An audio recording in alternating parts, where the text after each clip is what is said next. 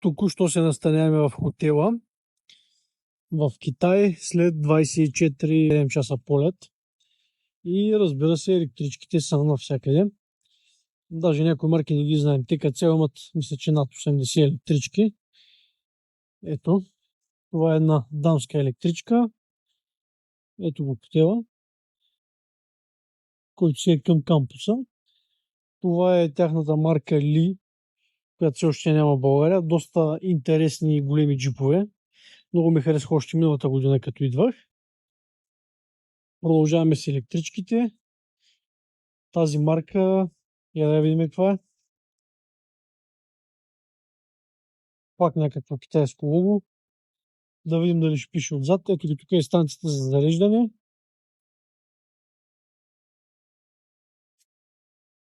Build Your Dream се казва тази марка.